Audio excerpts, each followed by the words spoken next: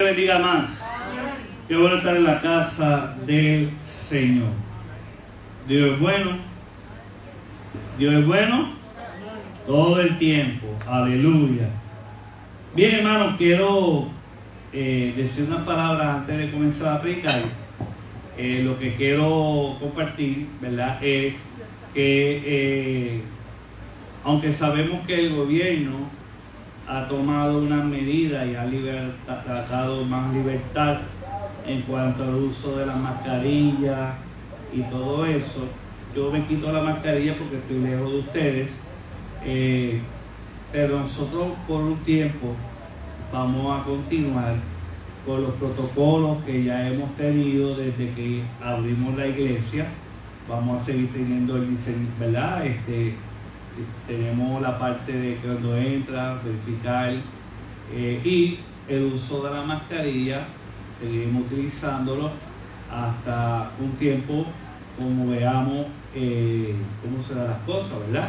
Así que vamos a ser responsables nosotros como iglesia y vamos a seguir usando la mascarilla dentro del templo como medida de protección. No solamente porque la mayoría de nosotros, todos estamos vacunados, pero nuestros niños no. Entonces queremos proteger a nuestros niños, ¿verdad? Así que ese era el detalle que quería compartir con ustedes. Hoy vamos a predicar una palabra profunda, teológicamente hablando. ¿Por qué? Porque ya nosotros estamos para comer arroz con habichuelas, ¿verdad? Comer palabras profunda, y hoy vamos a hablar sobre el tema: la fe sin obra es muerta. Y hoy vamos a hablar de qué fe está hablando Santiago, ¿verdad? A nosotros como iglesia, de qué fe nosotros tenemos que tener para agradar a Dios. Y vamos a buscar la palabra del Señor en Santiago capítulo 2, la epístola de Santiago capítulo 2, y vamos a leer del versículo 14 y terminamos el capítulo 2. Santiago capítulo 2, versículo 14 en adelante. Aleluya. Y es bien importante entender esta palabra. Ya hemos ido hablando en el transcurso de los mensajes de a través de la gracia. Hemos hablado de la gracia, ¿verdad?, en todas las dimensiones. Y hoy vamos a entender qué fe Dios nos habla que debemos de tener. Y dice la palabra del Señor en Santiago 2:14 en adelante, dice: hermanos míos, ¿de qué aprovechará si alguno dice que tiene fe y no tiene obras? ¿Podrá la fe salvarle? Y si un hermano o una hermana está desnudos y tienen necesidad del mantenimiento de cada día, y alguno de vosotros le dice: id en paz, calentaos y saciados, pero no le dais las cosas que son necesarias para el cuerpo, ¿de qué aprovecha? Así también la fe, si no tiene obra, es muerta en sí misma. Pero alguno dirá: tú tienes fe y yo tengo obras. Muéstrame tu fe sin tus obras, y yo te mostraré mi fe por mis obras. Tú crees que Dios es bueno, bien haces. También los demonios creen y tiemblan. Mas ¿quieres saber, hombre vano, que la fe sin obra es muerta? ¿No fue justificado por las obras Abraham nuestro padre cuando ofreció a su hijo Isaac sobre el altar? ¿No ves que la fe actuó justamente con sus obras y que la fe se perfeccionó por las obras? Y se cumplió la escritura que dice: Abraham creyó a Dios y le fue contado por justicia, y fue llamado amigo de Dios. Vosotros veis pues que el hombre es justificado por las obras y no solamente por la fe. Asimismo también Rahab, la ramera, no fue justificada por obras cuando recibió los mensajeros y los envió por otro camino, porque como el cuerpo sin espíritu está muerto, así también la fe sin obra está muerta. Alabado sea el Señor. Padre, te presentamos esta palabra, que sea profunda en nuestros corazones. Oh Dios, háblanos, revélanos tu verdad, y que podamos no solamente ser oidores, sino que seamos hacedores de tu palabra. Gracias, Señor, y te pedimos que nos dé el nuevo de tu palabra para predicar todo lo que tú quieres que yo diga, para la gloria y la honra de tu nombre, en el nombre de Jesús. Amén. Hoy quiero enfatizar ¿qué es la fe? ¿Y qué es la fe con obras? Cuando nosotros hablamos de fe, cuando usted escucha mensajes que hablan de fe, siempre citan a Hebreos 11:1, cuando dice que la verdad, que dice que es pues la fe, la certeza de lo que se espera, la convicción de lo que no se ve. Está bien, pero esa definición de fe, que está bien, es una fe que tiene que ser iniciada en eso, en esa confianza, en esa certeza, en esa convicción, pero no se puede quedar ahí.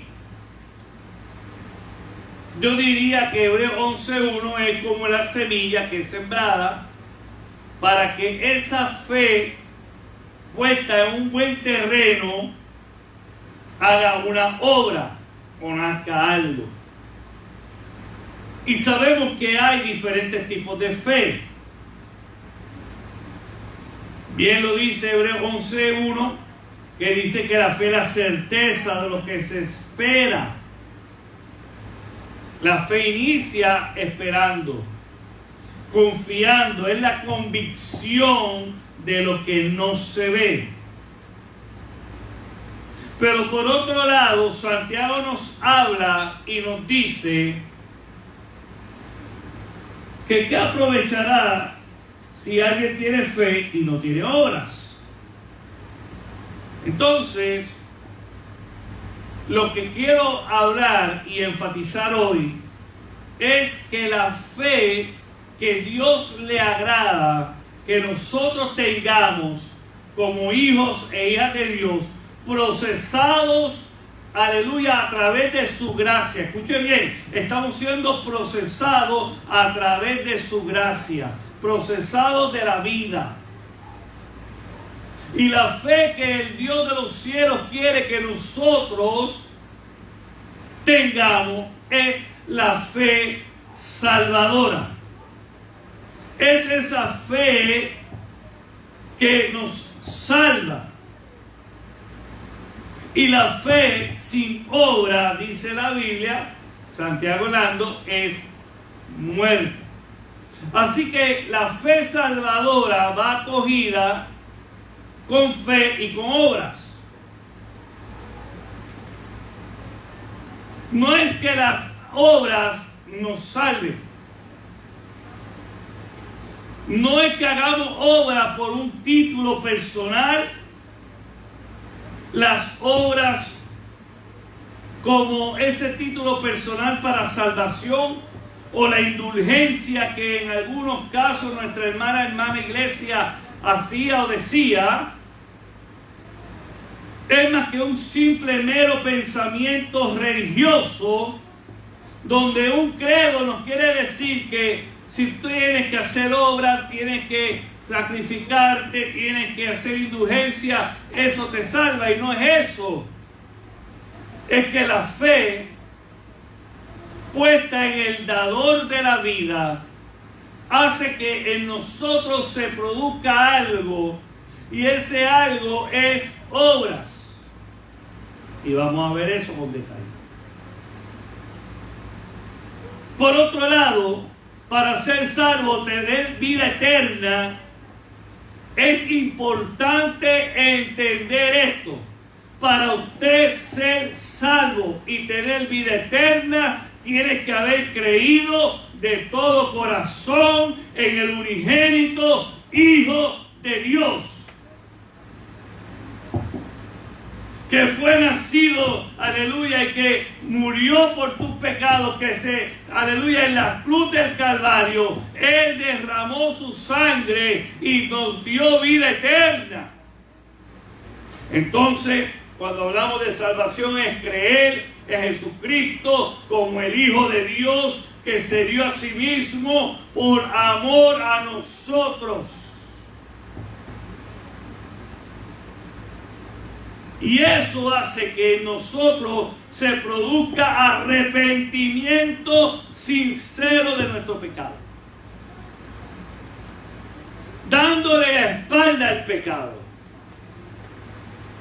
Esto que yo le estoy hablando, de esa fe, de ese deseo de que hemos creído en el unigénito Hijo de Dios, en Jesucristo, como nuestro Salvador, se conoce como la fe salvadora. Y en esa fe salvadora es la que agrada a Dios. Santiago,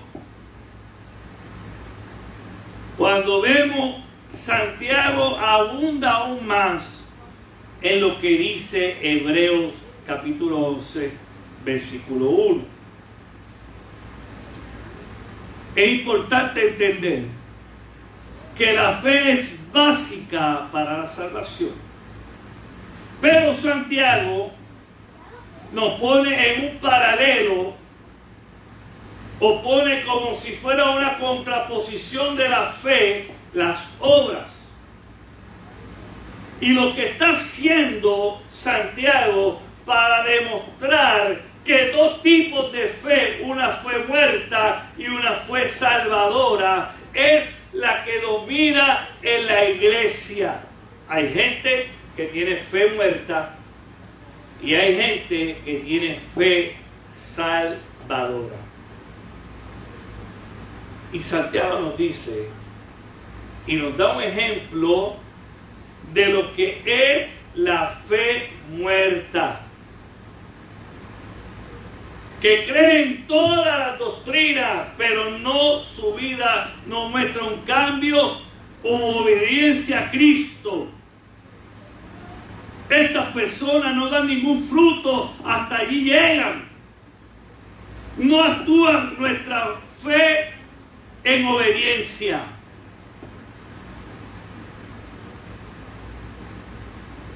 Es como cuando tú le dices, yo necesito, alguien vecino se le acerca a uno y le dice, tengo una necesidad, no tengo comida en casa, no tengo que darle a mis hijos.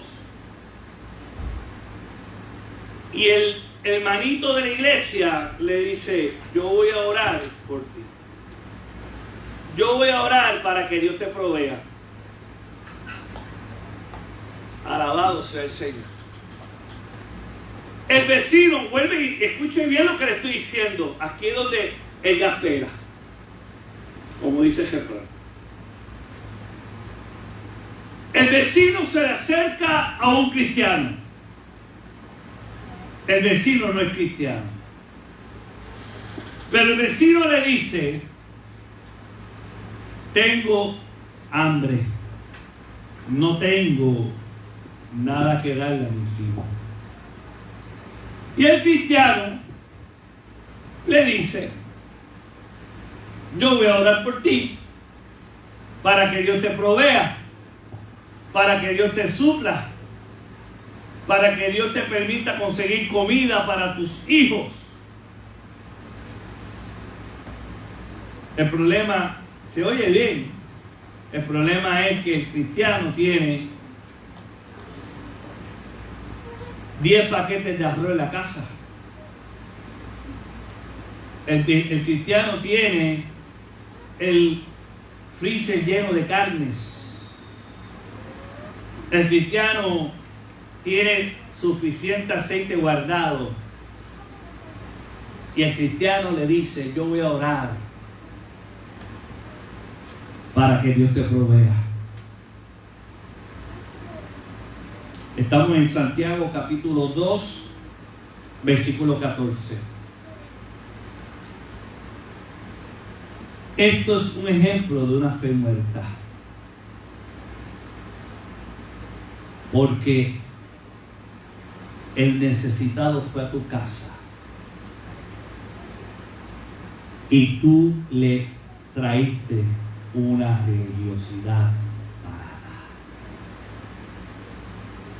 porque tú de los 10 paquetes le pudiste haber dado 3. Pudiste haber buscado un paquete de carne y pudiste haber buscado un par de potes de habichuelas, y de lo que tú tenías le pudiste haber dado al vecino. Y muchas veces nosotros como creyentes tenemos fe muerta, porque viendo la necesidad del prójimo no extendemos misericordia. En cambio, la fe salvadora sí da frutos.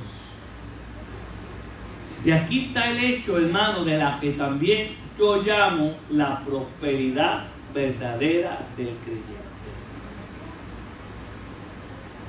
El que se guarda todo para él y no le gusta dar porque él quiere siempre tener, Dios no lo bendice. Pero en cambio, un creyente con una fe salvadora es aquel creyente que si tiene 10 paquetes de arroz y viene el vecino y le dice: tengo hambre, necesito comida, no tengo que darle a mis hijos, él divide los 10 paquetes y le dice: aquí tienes 5. Y viene y busca, aleluya, le da de comer. De lo que él tiene no le da la sobra, le da lo que tiene, porque él ha entendido que cuando él obra a bien a otro, Dios lo bendice y lo prospera. Entonces la prosperidad no es que cuánto tú das, aleluya, en los diezmos, aunque es necesario. La prosperidad no significa cuánto tú, aleluya, das, aleluya, en la iglesia. No, la prosperidad verdadera del creyente es cuando su fe salvadora lo lleva a hacer obra de donde bendice al necesitado. Y no mira si es cristiano o no es cristiano. No mira, aleluya, si está bien, aleluya, si es una persona aleluya, de cualquier país del mundo. Los cristianos debemos de ser gente multicultural. ¿Qué quiero decir eso? Que los cristianos no debemos de señalar por las culturas y debemos de ayudar a todos. ¿Por qué hace el creyente esto cuando tiene una fe salvadora genuina? Por agradecimiento, porque está convencido y ha experimentado dentro de su regeneración un cambio de actitud, una obediencia al Señor que se traduce en obras de fe.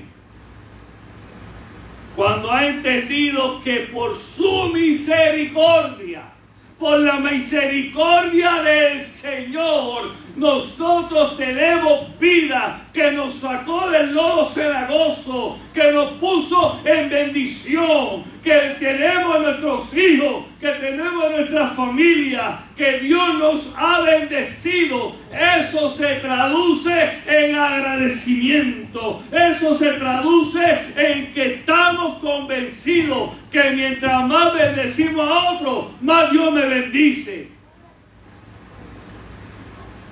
Y eso se experimenta en el corazón.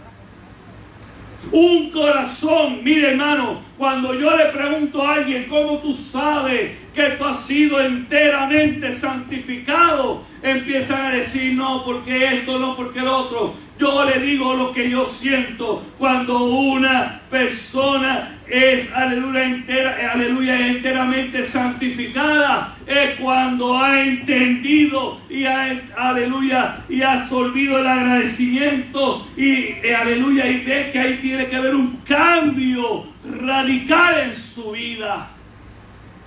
Un cambio de lo que era negativo, ahora no lo quiere saber y quiere hacer obras de bendición. Quiere, aleluya, expandir el reino del Señor en todo lugar.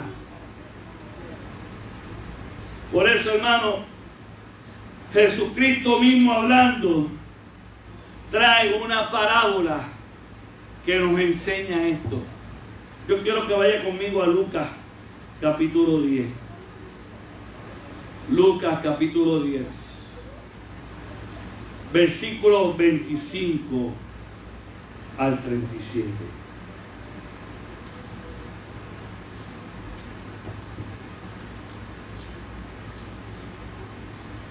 Aquí el Señor nos habla de lo que es una fe salvadora, de lo que es una fe viva. Cuando hablo de fe salvadora también lo llamo como una fe viva, en verso una fe muerta. Dice, y aquí que un intérprete de la ley se levantó y dijo para probarle: Maestro, ¿haciendo qué cosas heredaré la vida eterna? Fíjense que estamos hablando de salvación. Un maestro de la ley se le para a Jesús, uno que se supone que sepa, le dice: ¿cómo yo puedo alcanzar la vida eterna? En otras palabras, ¿cómo puedo ser salvo? Y él le dijo: ¿qué escrito está en la ley? ¿Cómo lo lees? En otras palabras, tú que sabes, como maestro, me vienes tú a cuestionar a mí. Aquel hombre respondió y dijo: amarás al Señor tu Dios con todo tu corazón, con toda tu alma, con toda tu fuerza y con toda tu mente, y a tu prójimo como a ti mismo. Y Jesús le dice: bien has respondido, haz esto y vivirás. En otras palabras, haz esto y serás salvo. Pero él, queriendo justificarse, ahí donde está el problema de muchos cristianos, de muchos religiosos que quieren justificarse, que creen, aleluya, que por lo que dicen o hacen lo justifica para heredar la vida eterna. Y él viene y dice: aleluya, ¿y quién es el prójimo? Entonces Jesús se levantó y dijo: un hombre descendía de Jerusalén a Jericó y cayó en manos de ladrones, los cuales lo despojaron e hiriéndole se fueron, dejándolo medio muerto. Aconteció que descendió un sacerdote en aquel camino y viéndole le pasó de largo. Fíjense que ahora presenta Jesús hablando de lo que es la fe con obras, y habla de un clérigo, de uno que se supone que conoce la ley y sabe que dice que tiene que, como él dijo a Giba, amarás a tu prójimo como a tú mismo. Y el sacerdote lo ve, y la fe de ese sacerdote estaba muerta. El sacerdote, aleluya, lo rodeó y no lo tocó. Porque él, como religioso, dijo: si está muerto y lo toco, me hago impuro. Le importó más su religiosidad que bendecir y asistir a un necesitado. Y Dios condena eso. Que nosotros seamos religiosos y no extendamos la misericordia a otros. Y dice: asimismo, un levita, que un levita, un cantante, uno que adora a Dios en la iglesia. El levita era el que cantaba, aleluya, en la sinagoga. ¿Qué cantaba? Los salmos.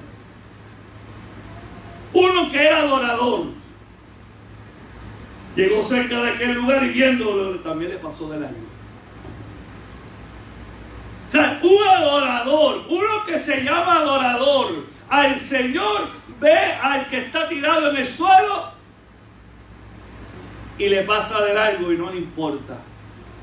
Oye, hermano, yo quiero decirle algo. La generación a la cual nosotros estamos viviendo es una generación que no tiene humanidad, en el sentido que no le importa el que está pasando. Yo he visto videos que gente atacando a otro y la gente le pasa por el lado. He visto videos que cómo se roban a los niños y gente adulta pasando por el lado y no hacen nada. Han perdido ese sentido de empatía. Los dos religiosos, los dos que sirven en el templo, le pasaron de largo y lo dejaron y no le importó. Pero viene ahora un samaritano. Y los israelitas y los samaritanos se odian. Los israelitas decían, alabado sea el Señor, que los samaritanos eran como perros. Imagínense usted la connotación que significa eso. Y uno que es enemigo pasa por el camino y vino cerca de él y viéndole fue movido a misericordia. Ahí se activa la fe salvadora. Ahí se activa la fe viva. Y empieza, aleluya, a obrar. Y dice la palabra del Señor, aleluya, me fui, y acercándose, vendó sus heridas, echándole aceite y vino, símbolo del Espíritu. Aceite y vino. Y poniéndolo en su cabalgadura, él se sacrificó. En vez de castrarlo, lo puso donde él se supone que se moviese para estar tranquilo en su caballo. Entonces él se baja del caballo y pone al herido. Eso se llama perfecto amor. Cuando uno está dispuesto a sacrificarse por otro. Pero esto es difícil, hermano, para muchos entenderlo y creerlo y decir, bueno, pero eso es en aquellos tiempos. No, hermano, eso es requerido hoy. La fe que agrada a Dios es una fe que va más allá de ese pensamiento de que, aleluya, un pensamiento mental, teórico, de que tiene que yo esperar, de que yo tengo que estar convencido. No, la fe tiene que ir en un proceso que en mí haya frutos. Tiene que haber un ejemplo práctico. Y por eso cuando volvemos a Santiago, y fíjense que la parábola de Lucas va acorde a lo que dice Santiago. Porque en Santiago capítulo 2, versículo 15 dice: y si un hermano o una hermana están desnudos y tienen necesidad del mantenimiento de cada día, y alguno de vosotros le dice, id en paz, calentados y saciados, pero no le dais las cosas que son necesarias para el cuerpo, ¿de qué aprovecho? Mire, Santiago le está diciendo claramente a la iglesia y pone un ejemplo real de necesidad de un hermano que tiene desnudez, que no tiene ni para comer, que tiene frío y que no tiene comida del día, y viene, aleluya, la irresponsabilidad de un religioso y le dice, ¡yepa! Calentado y saciado. Pero ¿cómo se va a calentar si no tiene ropa? ¿Cómo se va a saciar si no tiene comida? Con esa fe teórica de que Dios, yo voy a orar por ti. Yo voy a orar.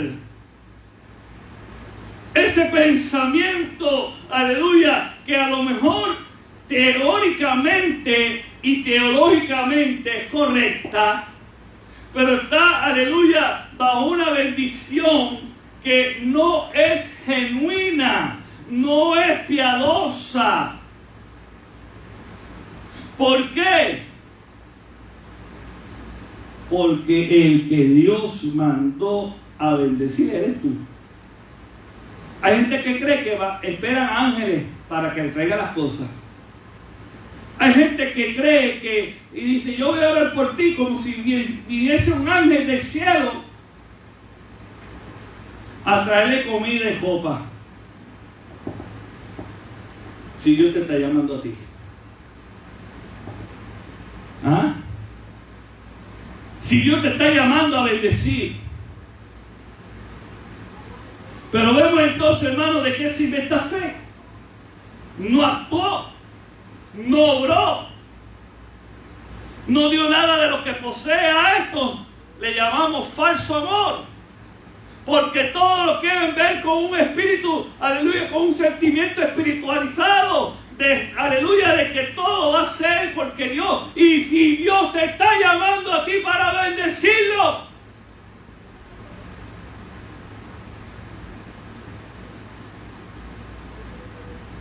una vez un joven le oró a Dios y le dijo: Dios, yo quiero servirte en espíritu y en verdad.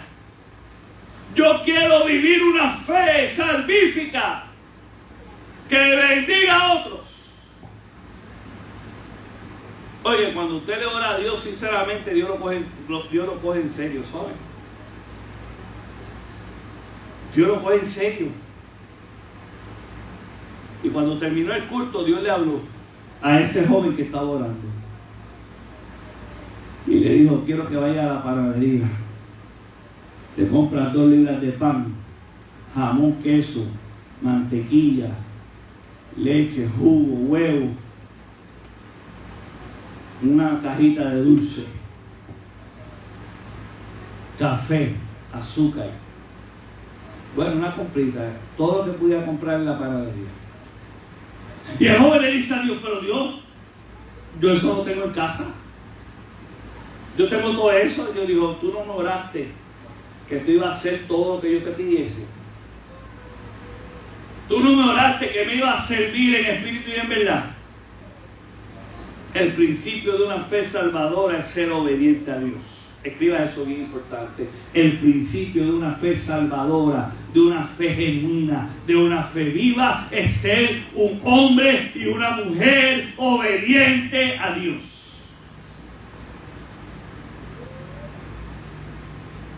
¿Y sabe qué? Y el Señor le dijo: cómpralo. El joven, por un lado, decía: ¿para qué yo hago esto si en casa? Porque a veces Dios te hace hacer cosas que tú no entiendes. El joven en la mente dijo: ¿para qué yo voy a comprar esto? Y empezó la duda, pero no. Llegó un momento que le hizo caso a Dios. Y fue a la panadería y compró todo lo que Dios le dijo.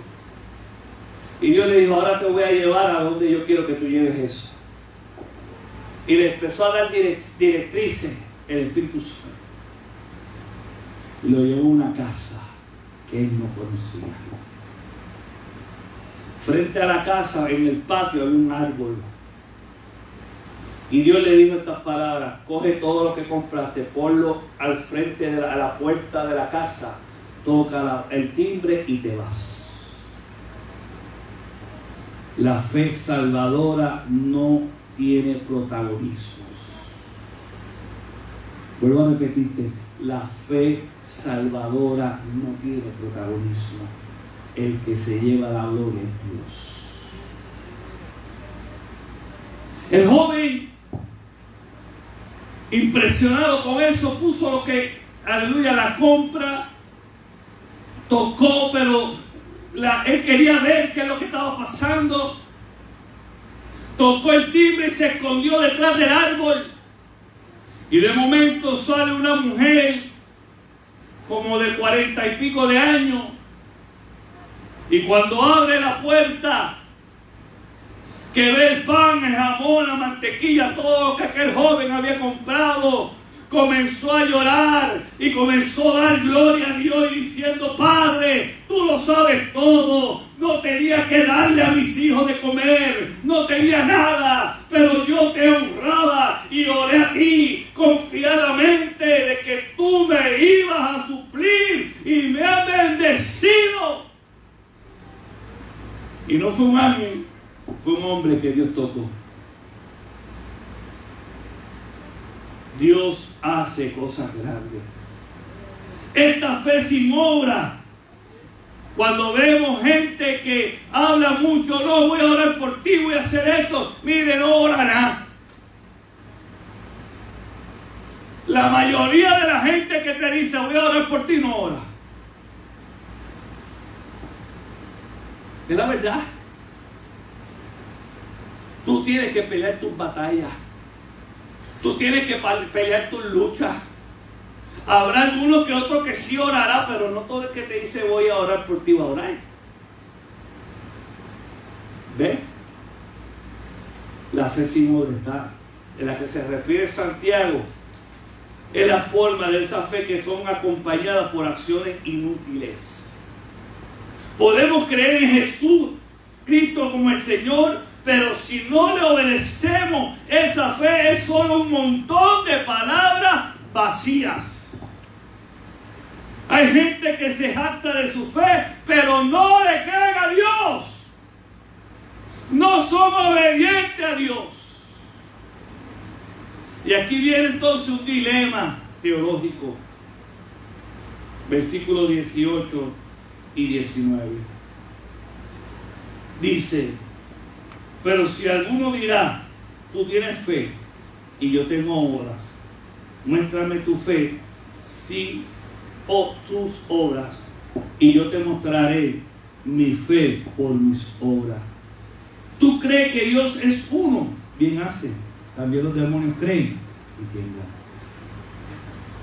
Ahora Santiago nos pone en una posición teológicamente interesante, porque Santiago está defendiendo, aleluya, alabado sea el Señor, que mucha gente sobre la fe y sobre la obra dice: yo soy lleno de los dones de distintos de Dios, que están separados. Y esto es una ironía. Santiago niega que esto pueda existir porque nuestras obras ponen de manifiesto o en evidencia la genuina fe que decimos, profesamos. ¿Qué quiero decir con esto? La gente podrá hablar mucho. Yo conozco mucha gente que dice ser cristiano, pero sus obras dicen lo contrario. Creerle a Dios como parte de la fe, como dice, tú crees que Dios es uno, bien hace. Pero escuche bien esto, ahora viene lo difícil. También los demonios creen y tiemblan. Aquí está hablando de esa persona, de esa declaración del monoteísmo judío, donde el hebreo se llama Shema, que es corazón. Pero la aceptación intelectual de un credo no es equivalente a una fe salvadora. Lo que Santiago nos está diciendo, que de ninguna manera podemos nosotros entender que nosotros, siendo obedientes a la religiosidad, es lo que nos salva. Y en las iglesias, no importa las denominaciones, hay muchos religiosos. ¿Y qué es un religioso? Alguien que le importa las dogmas y las reglas de la iglesia más de la misericordia y el amor de Dios. Y Santiago le está diciendo, es importante que entienda que aún los demonios creen y tiemblan. Los demonios saben el evangelio. Los demonios saben quién es Dios. Y ante su presencia, tiemblan. Pero eso no nos garantiza de que somos de Dios. Cuando Santiago dice eso, que los demonios creen y tiemblan, Santiago está implicando que cualquier cristiano que ha creído tiene que tener obra por su fe. Y que aquel que no obra de esta manera está rebelándose contra Dios. Debería también estar, aleluya, buscando el rostro de Dios, porque aquellas personas que dicen tener fe y no tienen obra, hacen como los demonios. Porque ellos creen, pero ellos no obran a favor de Dios, al contrario. Es por eso, hermano, que veamos entonces lo que nos dice la palabra. Más, versículo 20, más quiere saber, hombre vano, que la fe sin obra es muerta. ¿Y qué es esa obra? ¿De qué estamos hablando?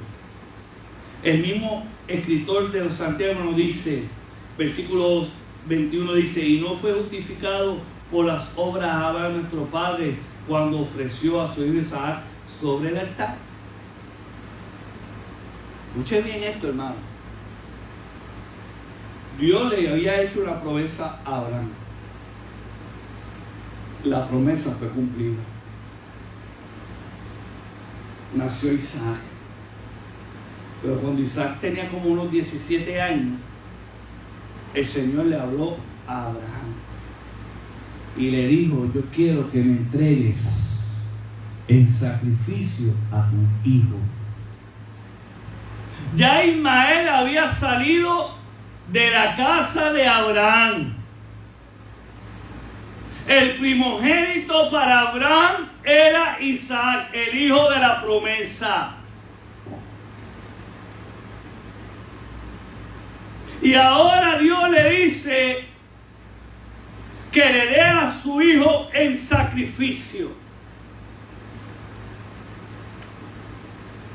Pero, ¿sabe algo? Abraham le creyó a Dios. Y él creyó que él podía sacrificar a su hijo y que Dios le iba a devolver a su hijo. Pero la fe no se quedó ahí. Porque a lo mejor él lo creyó. Pero si él no hubiese actuado, ¿de qué le hubiese servido su fe? Si Abraham se hubiese quedado, aleluya, con hacer y creer que Dios era poderoso para levantar a un Isaac y no lo hubiese llevado al monte Carmelo, no lo hubiese llevado y lo hubiese puesto en el altar y no hubiese, aleluya, tomado el cuchillo para, aleluya, sacrificarlo y al punto de hacerlo en la acción, en la obra, es cuando él fue justificado. Porque la fe se tradujo en obra. Oh, aleluya. Dice, ¿no ves que fue la fe actuó justamente con sus obras y que la fe se perfeccionó por su obra? Abraham creyó en su corazón a Dios, que Dios era poderoso, que Dios era soberano y que Dios podía hacer algo que él no entendía, pero él le creía a Dios. Él estaba plenamente convencido de que Dios podía obrar de forma poderosa, pero si eso que estaba en su mente no se traduce en el corazón y del corazón accionar, entonces no hubiese pasado nada. Tuvo que haber en él un proceso de una fe que creyó, que se convenció de un Dios poderoso y no solamente en eso, se tiró al hoyo, aleluya, como si estuviera un rico y se paró en donde no había nada. Es como si usted estuviera al borde de un barranco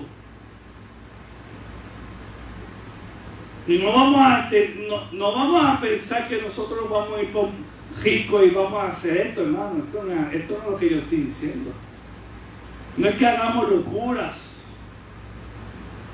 pero hay momentos que Dios rompe el esquema de nuestra vida. Y vemos entonces que al él estar dispuesto, Abraham, a sacrificar a su hijo Isaac, demostró que estaba obrando por fe, que la decisión de Abraham de seguir a Dios con todo su ser y poner la confianza en Él era tan firme que obedeció, y yo quiero que marque eso, obedeció la prueba más difícil de su vida. ¿Estarás tú dispuesto a entregar lo más que tú amas? Eso se llama fe salvadora. ¿Estarás tú dispuesto a entregar lo más que tú amas por las cosas del Señor? Y no me vengas con pero. Y no me vengas, no, pero de qué Dios, no. Y si Dios te pide lo más que tú amas. Abraham amaba con toda su fuerza a Isaac. Mire que a Dios no le pidió las riquezas de Abraham. Abraham era un hombre rico. A Dios no le pidió a Abraham a la mujer. Dios no le pidió, aleluya, todas sus propiedades. No, Dios le pidió lo más que amaba, que era el hijo de la promesa. Era por el cual él había orado por más de 25 años. Desde que Dios le dijo que de él saldrá, aleluya, un pueblo que será como la multitud de la arena. Aleluya. Por 25 años oró Abraham, porque cuando Dios le daba por primera vez a Abraham, Abraham tenía 75 años y casi a los 100 años cuando tuvo Isaac. Y ahora viene Dios a pedirle lo más que amaba. Pero él entendió que la prueba, esa fe, aleluya, que es viva, obedece aún en las pruebas más difíciles. Y él declaró a Dios justo en el momento en que creyó. Y si nos vamos a Génesis capítulo 15, estoy terminando. Génesis capítulo 15. Aleluya.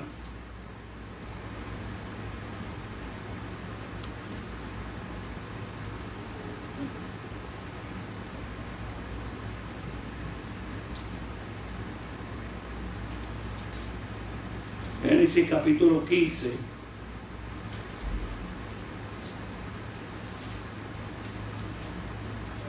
Versículo 4.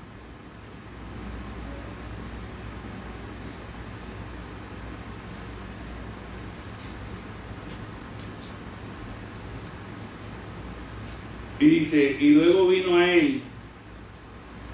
Esto es cuando Dios le promete a Abraham un hijo. Y está hablando, ¿verdad? Cuando Dios le dice de lo de, aleluya, del siervo que él tenía, que él pensaba, Abraham, que era el que iba a heredar. Y Dios le dice, no va a ser, no te heredará sino un hijo tuyo será el que te heredará. Y lo llevó fuera y le dijo, mira ahora los cielos y cuenta las estrellas, si las puedes contar. Y le dijo, así será tu descendencia. Y aquí viene la parte inicial. Creyó, fe.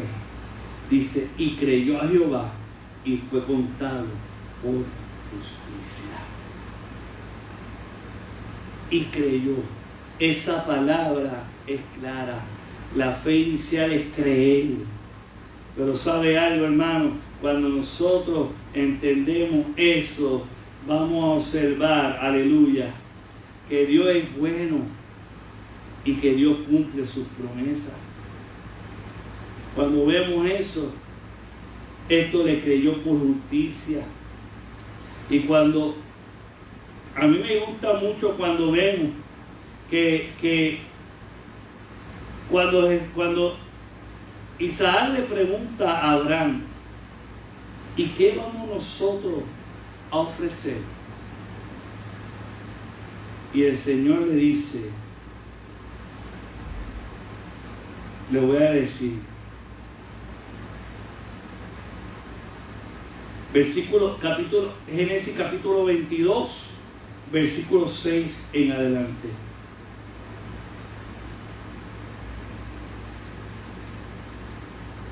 Y dice Génesis 22, 6, para que usted vea la convicción de lo que tenía este hombre. Y dice, y tomó Abraham la leña del holocausto y la puso sobre Isaac su hijo. Isaac tenía 17 años ya ahí. Y le tomó su mano tomó en su mano el fuego y el cuchillo, y fueron ambos juntos. Entonces habló Isaac a Abraham, su padre, y dijo, Padre mío. Y él respondió, he aquí, hijo, mi hijo. Y él dijo, he aquí el fuego y la leña, mas ¿dónde está el cordero para el holocausto? Y mire una contestación de un hombre que está con una fe viva. Dice Abraham, Dios se proveerá de un cordero para el holocausto, hijo mío.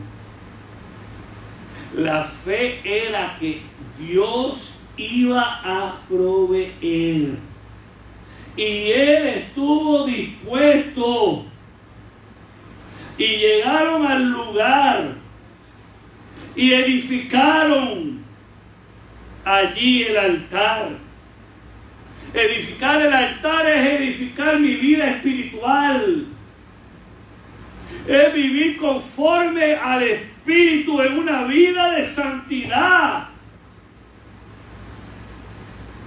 Y dice que extendió Abraham su mano y tomó el cuchillo para degollar a su hijo. Hizo la acción. Dios lo llevó al punto del quiebre. Yo me imagino lo que estuviera pasando Abraham por su mente. Mi hijo va a morir hoy. Se lo voy a sacrificar a Dios. ¿Usted cree que no hubo en su mente una lucha por sus hijos? Por su hijo. ¿Usted cree que en su mente dijo, Dios mío, ¿por qué me permites esto pasar? ¿Por qué mi hijo y no un cordero? ¿Por qué mi hijo y no un esclavo? ¿Por qué mi hijo y no mi esposa? ¿Por qué mi hijo y otra cosa? ¿Por qué lo más que yo hago lo tengo que entregar hoy? Y Dios te lleva a ese quiebre, porque la fe viva se prueba. La fe viva se prueba. Y cuando él toma el cuchillo para degollar a su hijo, sale Dios a escena. Y dijo Jehová a Abraham y dijo, no entiendas tu mano sobre el muchacho, ni le hagas nada, porque yo conozco que temes a Dios, por cuanto no me rehusaste tu hijo único.